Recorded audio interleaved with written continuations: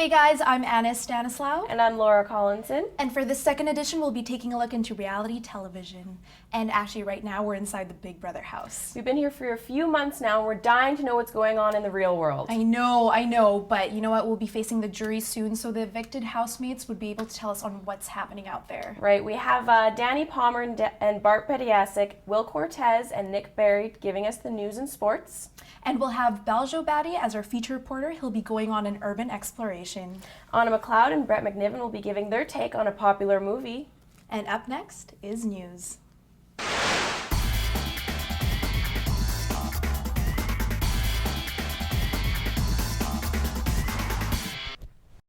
Welcome to Second Edition News. I'm Downey Palmer. And I'm Bart Pediasic.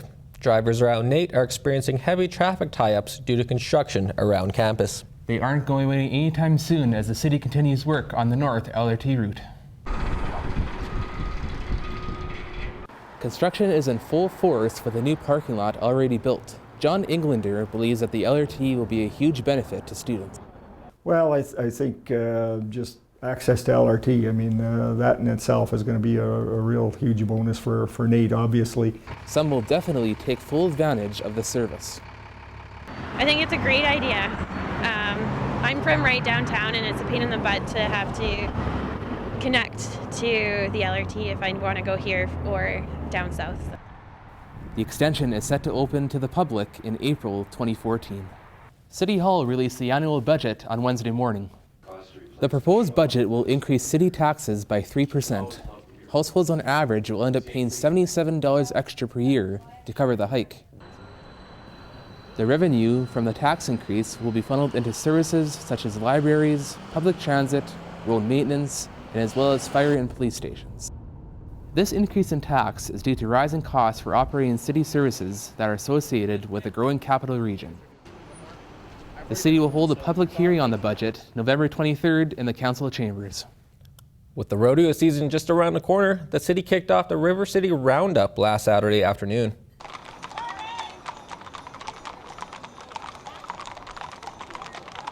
A horse parade started the event downtown. Many people braved the chilly temperatures at Churchill Square to catch live stage shows and even get into some of that cowboy spirit. Event organizer Tamara Fullman explains what this week is all about. It's a festival that celebrates all things cowboy, so it goes from some of our big signature events that we have happening, including CFR and Farm Fair, and then it includes side events and events throughout the city as well, like what we have happening here today.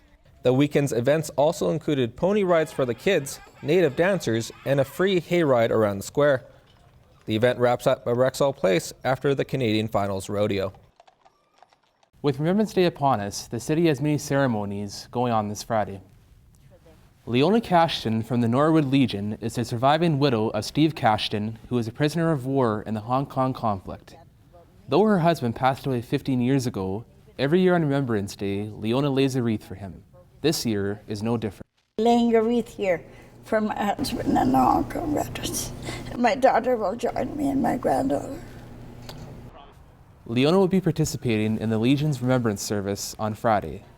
Veterans from all wars will be honored on the 11th hour of the 11th day of the 11th month. Here are some of the other ceremonies around Edmonton commemorating Remembrance Day. On Remembrance Day, there are many ceremonies commemorating the veterans of the World Wars. Unfortunately, people forget that Remembrance Day isn't just about the veterans of world wars, but also the soldiers fighting overseas right now. Will Cortez has more. George Gomez lost a son in the Afghanistan war. My wife had a dream that he was telling her goodbye, and in the dream she interpreted that he mightn't come back.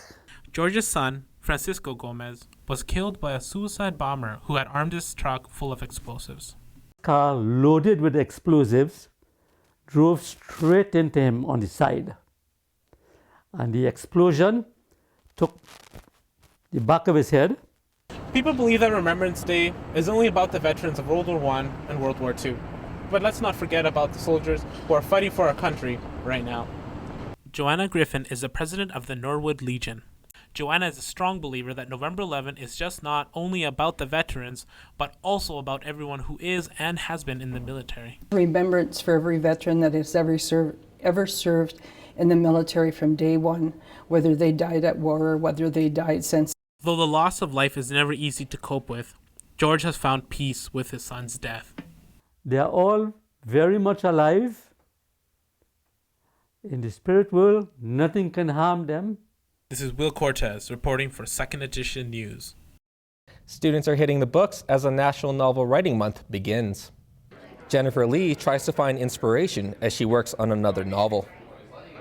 I usually do themes. This year is zombie apocalypse. NaNoWriMo is an online international writing project. Since 2001, over 200,000 people have participated. While there are no prizes given for completed novels, local writer Marty Chan explains that the real prize is the final product itself. The prize is really just being able to finish the manuscript. I think one of the joys for any writer, whether they're professional or a beginning writer, is to be able to press print on their computer and have their printer shoot out all the pages of their manuscript. Students like Jennifer have until the end of the month to finish their work. And a local charity is providing dogs to Albertans with disabilities. Dogs with Wings raises service dogs from puppies into full-grown adults ready to help people with a range of disabilities. John Wheelwright explains how the dog selection system works. They need to be calm, they need to be confident but not aggressive, they need to be quiet, they need to be well-mannered. And then, assuming they can make it through their puppy program, then we'll spend the next 6 to 8 months giving them the final skills that they need. The center only employs 9 members, but boasts a total of 200 full-time volunteers helping the cause. Run on mostly individual and corporate donors, the center relies on the generosity of the community to help keep them running. For more information on how to help, go to www.dogswithwings.ca. Nick Berry joins us now in the studio for sports. What do you got for us today, Nick? Well, I went and I checked out the Nate men's hockey game on Friday. I got some highlights from the Oilers versus Habs from Tuesday. And I sat down with Dan Kai for an interview, Nate's very own superstar. Excellent. Can't wait. We have all that coming up on sports.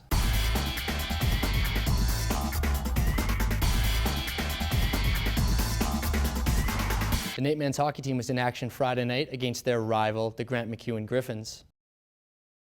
We pick it up at the end of the first. McEwen's Matthew Petty breaks in and puts a shot on net.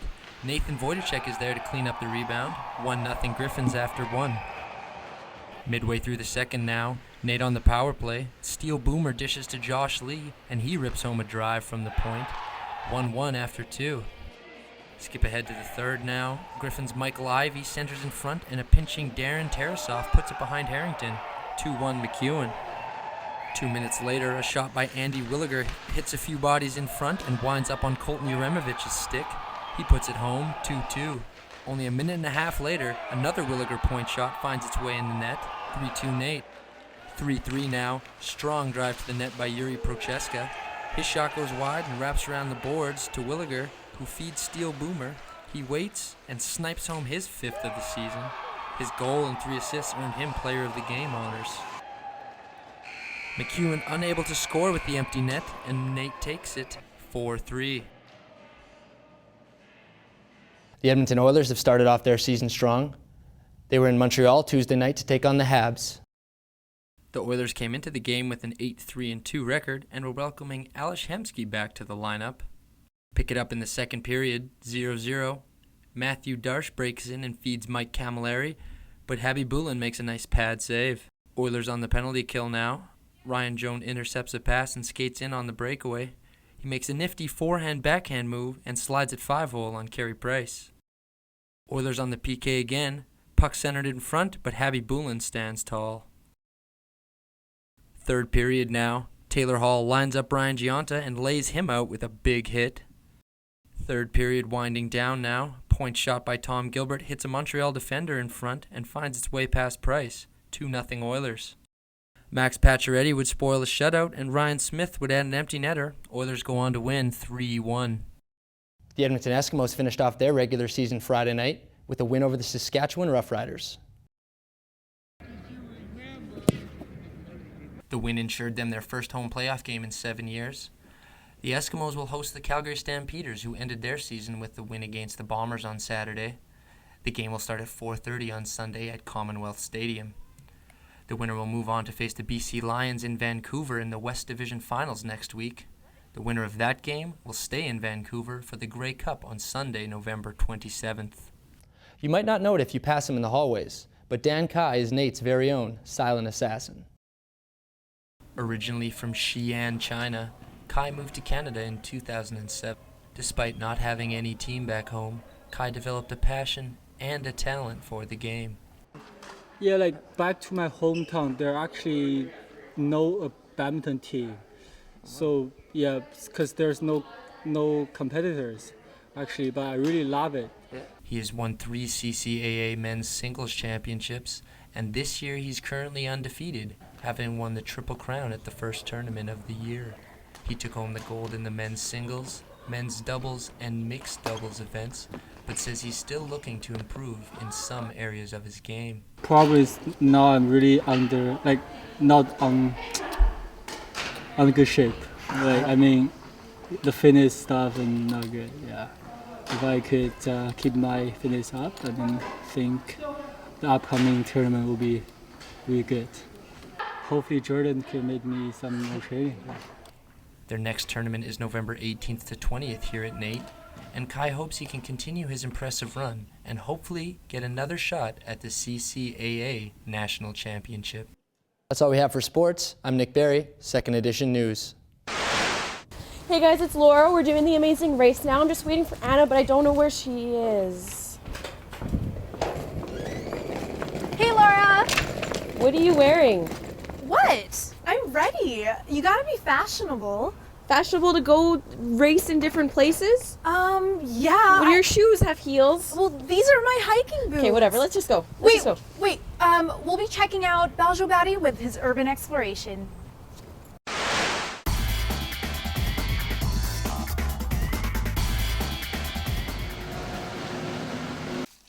Urban exploration, also known as infiltration or haikyo in Japan, is a popular activity amongst some people where you explore the normally off-limits or unseen places in urban areas. Urban explorer Matt Bugg took me on a tour of some of Edmonton's best sites to delve into, places like the University of Alberta, the River Valley, West Edmonton Mall. I think it's a cool way to appreciate things that most citizens don't get to see. We think that once we're done with a building that we can just throw it away or demolish it, but they still have things to offer artistically and aesthetically as well. The unspoken rule of urban exploration is take nothing but photographs, leave nothing but footprints.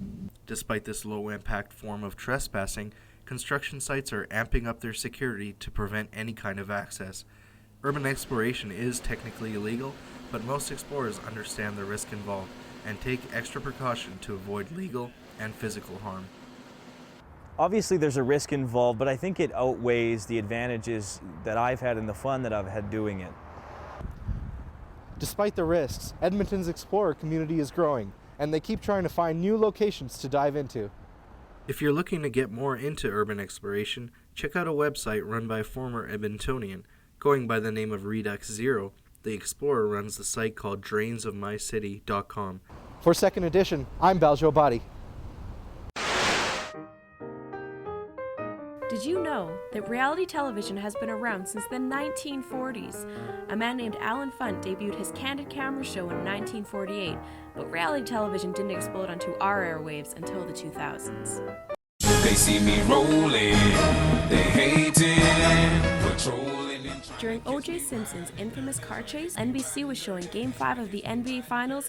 The game appeared in a small box in the corner while Tom Brokaw covered the news. I'm sure you know that being on a reality show can make you a celebrity like the Kardashians or Snooki. But did you know that Elizabeth Hasselbeck, a host on The View, actually got her start on Survivor? And did you know that there have been 954 reality shows? Well, now you know. Anna, what are you doing? You're supposed to be getting to Ernest's. Well, I was concentrating on the commercials that we have to do for Trump. Where is the bloody food? You haven't been doing anything in it, have you? Just having your own little party. Where are the commercials? What about the commercials? Well, we were That's it. Okay, that's it. Both it. You're fired. You better get to Ernest or Chef Ramsay's gonna kill you. Okay, I'll be at Ernest right after the commercial break. Don't! Listen to NO92. We play everything. NO92. We play a mix of what you want to hear. NR92.com, a station for the students, by the students. NR92 makes time go by faster. Streaming online 24/7.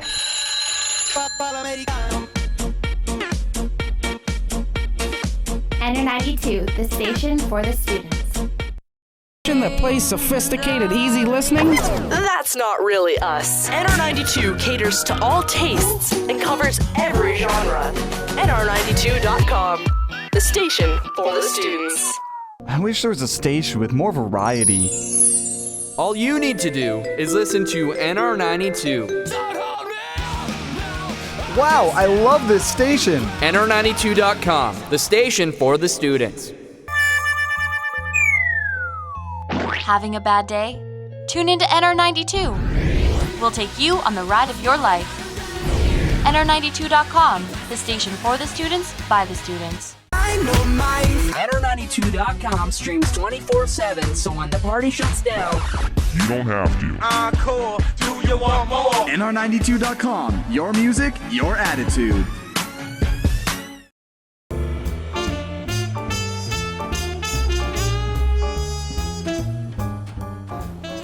Hello and welcome to Cooking with Ernest. I'm your host, Anna Stanislaw, and here with me is Chef Sheldon Polloway. Now, Chef, what exactly are you going to be showing us today? Today I'm going to show you how to make the perfect poached egg. Okay. I'm going to start by cracking the egg in here. Okay. I have about a quart and a half of water, just under a boil. We don't want it boiling too hard. Not too hot, okay. So I'm going to start by stirring it. I'm going to add in some vinegar. What exactly does the vinegar do? It helps to coagulate the whites. So your Okay. egg doesn't separate, it stays nice and together. So I'm going Okay. to stir this up, and if you want to pour the egg right in the middle for me. Okay. Awesome. Oh, wow. So now we're going to let that cook for about 3 minutes or so. Okay, and I see here that we have two different eggs here. Yep. What exactly is the difference between this one and this one? This one here is cooked in just a little bit of water, and I didn't add any vinegar to that. You can see it kind of spread out more. Okay. And it's the white isn't covered the yolk. It actually seems like it's like just a sunny side up. Yeah, right? that and this way is I cooked it in the way we're doing it now with the vinegar With the and vinegar, so stirring it really Yeah. does help. Well, what other ingredients can you add aside from vinegar? Because I hear some people put olives or pepper. Yeah, you can add that in there. Also, you don't always have to cook it in water. If you wanted to, you could cook it in salsa's a nice way. Yeah. You simmer it in some salsa, or you can do cream if you want it really rich, kind of a treat. But it would be kind of like a healthier way if it was in water. Hey? Yes, water is a healthier way, definitely. Okay. And We can also serve this. You can serve this over toast if you wanted, or English muffins. okay. So this egg is just about done here. And does the yolk have to be? It looks kind of half cooked. Yeah, this is Do you just want a it kind of- really soft poach. If you Okay. want to cook it all the way, you could cook it longer. It's just personal preference. Yes. Okay. I like mine a little soft, so that's the way I was doing it Yeah, today. I do like that. Okay. Well, that looks really good. Would I be able to eat it? Yeah, you can eat it. Okay. Well, thank you for joining us. Thank you, Chef Sheldon Polloway, for teaching us how to make two different kinds of poached eggs. And this has been Cooking with Ernest. I'm your host, Anna Stanislaw. Thank you for joining us.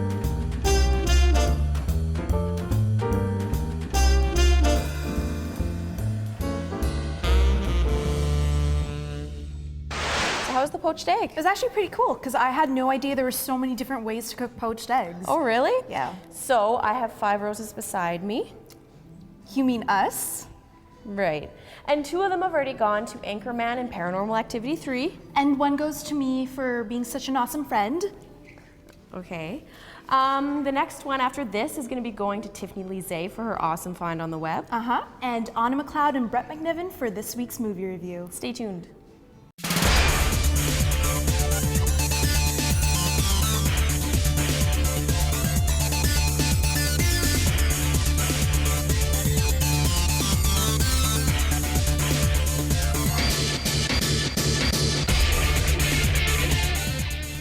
ShoePaul.com is a site based around 2 guys, Paul and his companion Hoovenagel, who are living in a shack. However, they don't only have themselves as company.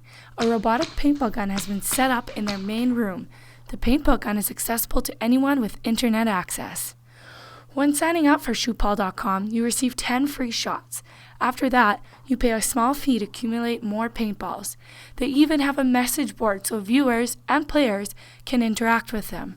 Paul and Hoeveningel have posted their favorite blogs and sometimes have merchandise available for fans. The site is known to be a tad addicting, so go ahead, give it a shot.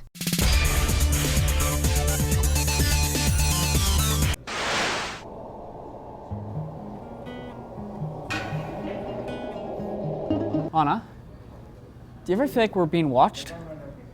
Like we're part of some large reality show and we don't even know it? Like the whole world is being entertained at our expense? No, Brett, I don't.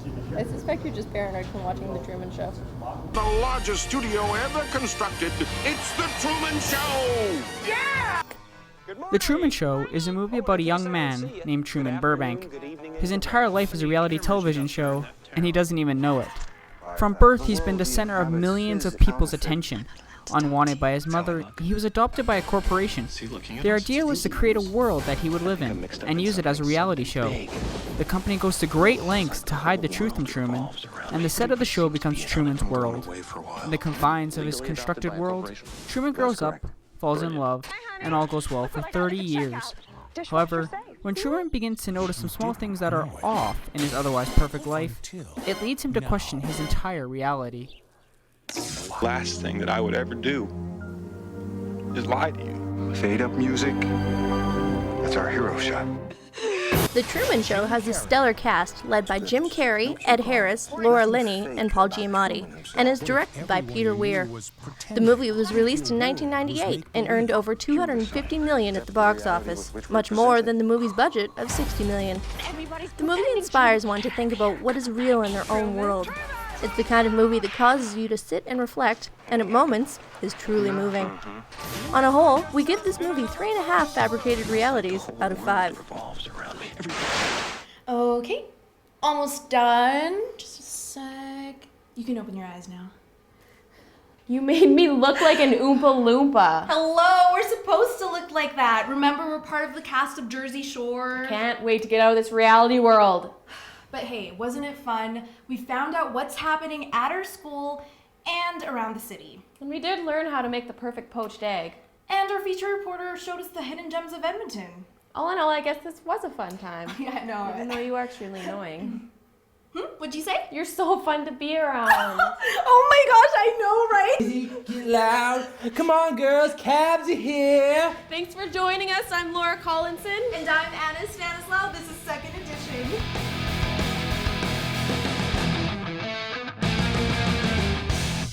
All members of Second Edition would like to pay our respects to the family and friends of Andy Ferguson, who is a fellow RTA student. He will be missed.